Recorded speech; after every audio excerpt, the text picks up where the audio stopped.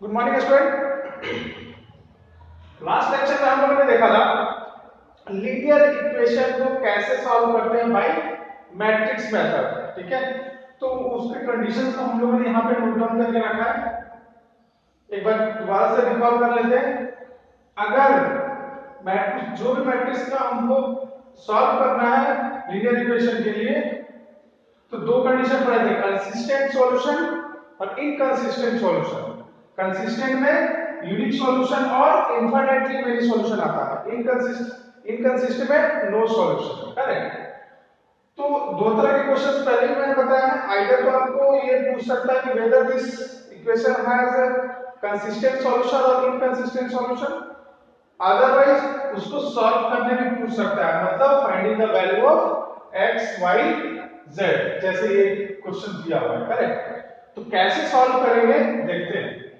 Condition था, अगर matrix का कोएफिशिएंट मैट्रिक्स जो भी इक्वेशन दिया है उसके कोएफिशिएंट मैट्रिक्स का डिटरमिनेंट नॉट इक्वल टू 0 है, मतलब 0 नहीं है, then it is a unique solution. पहला केस, अगर यूनिक सॉल्यूशन प्रूव करने बोला है तो वहीं तक करेंगे। उसके बाद सॉल्व करने के लिए हम देखेंगे कि कैसे सॉल्व करें। अगर 0 आया then adjoint a multiply b करेंगे। अगर दो कंडीशन अगेन चेक करेंगे, अगर 0 है तो इनफिनिटली मेनी सॉल्यूशन होगा, अगर नॉट इक्वल टू 0 आया तो नो सॉल्यूशन होगा। चलो देखते हैं। अगर ये क्वेश्चन है तो इसका क्या होगा, मैट्रिक्स x, यस,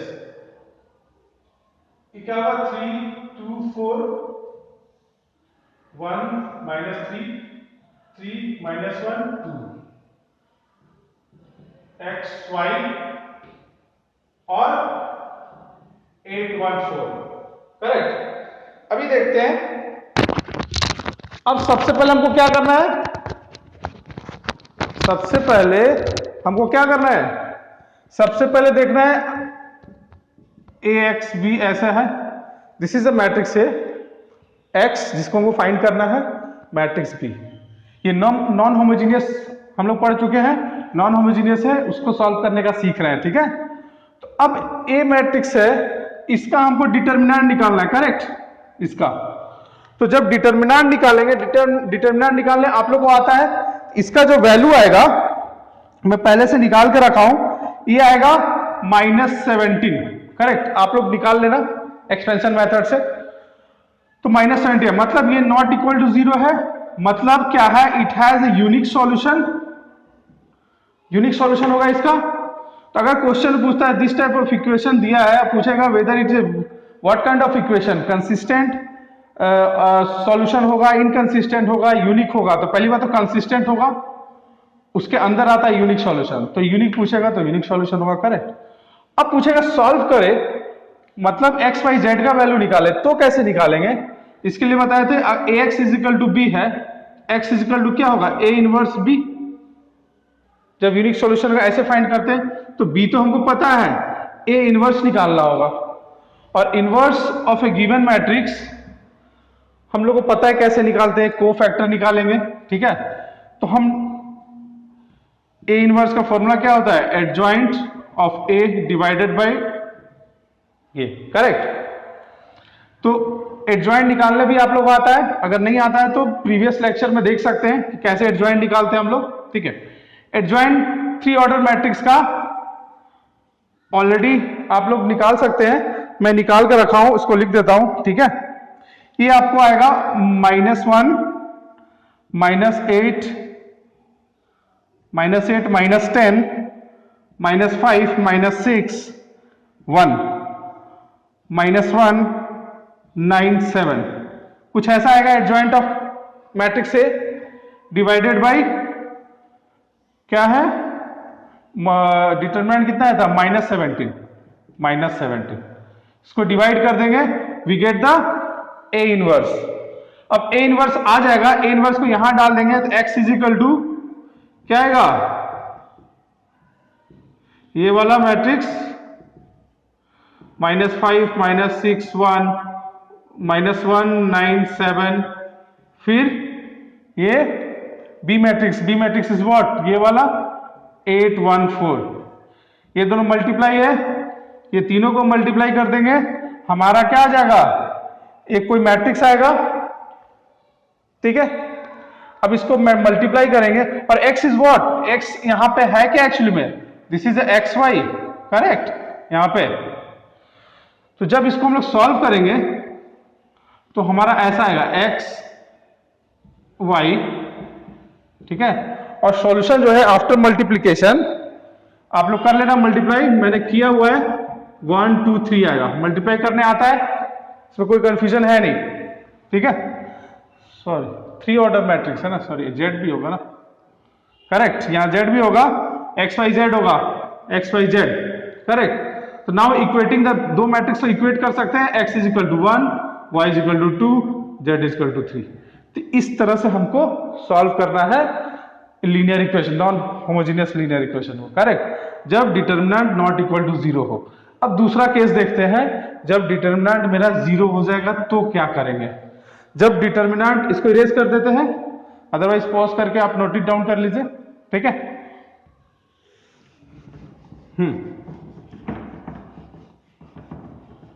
दूसरा इक्वेशन लेते हैं जिसमें डिटर्मिनेंट उसका 0 होगा, करेक्ट।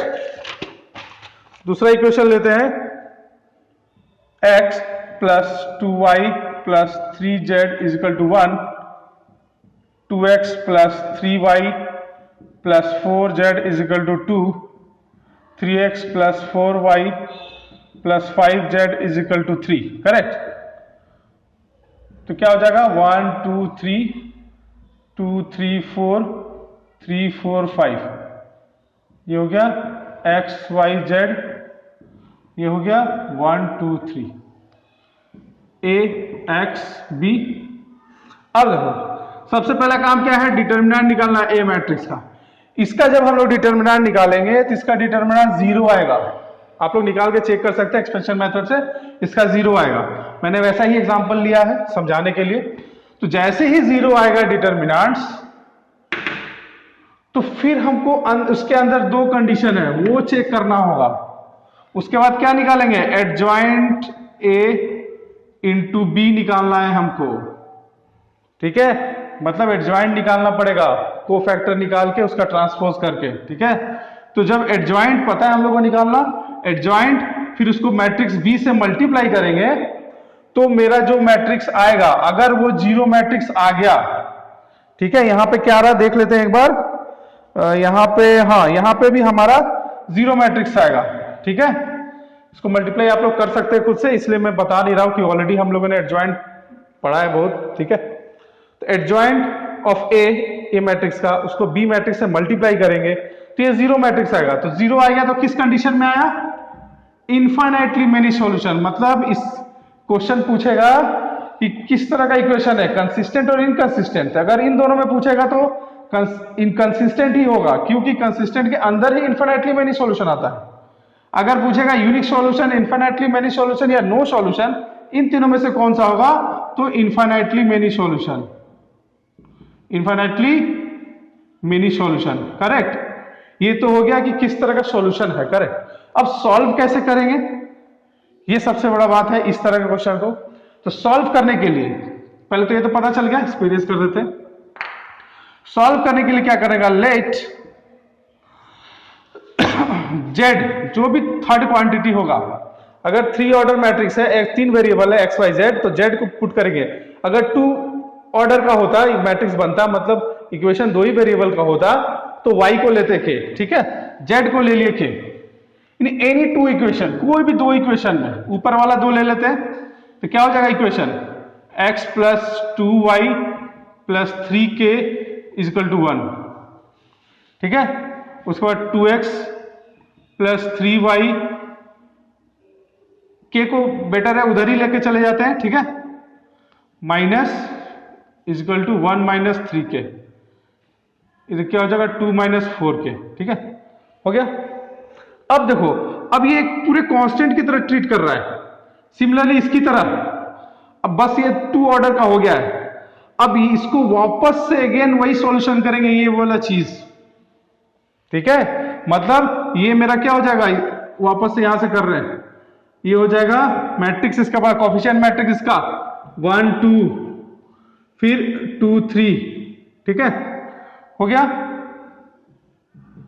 एक्स वाई ये बन गया 1 - 3k और 2 - 4k, ठीक है। अगेन वही चीज करेंगे, ये इसको एज्यूम करेंगे A X B, determinant A निकालेंगे, ठीक है। डिटर्मिनेंट ए इसका आएगा -1 which is not equal to 0, मतलब अब इसका यूनिक सॉल्यूशन होगा, मतलब नॉट इक्वल टू 1। इसको कैसे सॉल्व करते हैं, पहला वाला कंडीशन वापस से रिपीट होगा। कैसे सॉल्व करेंगे, नॉट इक्वल टू 1 आए डिटर्मिनेंट तो, मतलब x is equal to A inverse B, इस तरह से। अब इसका ए इनवर्स निकालेंगे, उसके बाद इसमें b के साथ मल्टीप्लाई कर देंगे। तो याद रहे b के साथ मल्टीप्लाई कर देंगे तो b तो k के टर्म्स में, मतलब यहां पे जब हम लोग का ये एक्स वाई आएगा, आप ए इनवर्स निकालोगे, वो आप निकाल लेना, ठीक है, पता है हम लोग को ए इनवर्स आराम से निकाल सकते हैं। ए इनवर्स निकालोगे, फिर बी से बी मैट्रिक्स से मल्टीप्लाई करेंगे तो ये कुछ ना कुछ के टर्म्स में आएगा, मतलब कुछ भी यहाँ के टर्म्स में आएगा। उसके बाद एक्स क्या हो जाएगा, यहां पर जो आएगा के टर्म्स में वो लिखेंगे, वाई यहां जो आएगा के टर्म्स में वो लिखेंगे, और जेड तो हमने के माना ही था के, ठीक है। So this is the solution, क्योंकि ये के टर्म्स में है इसीलिए तो कह रहे हैं ना इनफाइनाइटली मेनी सॉल्यूशन, मतलब के बिलोंग्स टू रियल नंबर, कोई भी रियल नंबर डालेंगे तो डिफरेंट सॉल्यूशन आएगा, 1 डालेंगे तो कुछ और आएगा, 2 डालेंगे तो कुछ और आएगा, इसीलिए तो ये आता है इनफाइनाइटली मेनी सॉल्यूशन के अंदर में, करेक्ट, समझ में आया। तो इस तरह से हम लोग इस वाले केस का सॉल्व करेंगे। अगर ये वाला case adjoint into B not equal to 0 आ जाता है तो वहीं पे हो जाता नो सॉल्यूशन, आगे सॉल्व करने की जरूरत है, उसका सॉल्यूशन आएगा ही नहीं, ठीक है। तो ये हो गया मेरा दोनों तरह का सॉल्यूशन। इस तरह से हम लोग सॉल्व करते हैं नॉन होमोजेनियस इक्वेशन को। अब देखते हैं, इरेज कर दें, ठीक है, नोट डाउन कर सकते हैं पॉज करके। अभी देखते हैं, ये तो हुआ हमारा बुकिश मेथड जो हम लोगों को एग्जाम में करना है अगर आता है इस तरह का क्वेश्चन तो, ठीक है।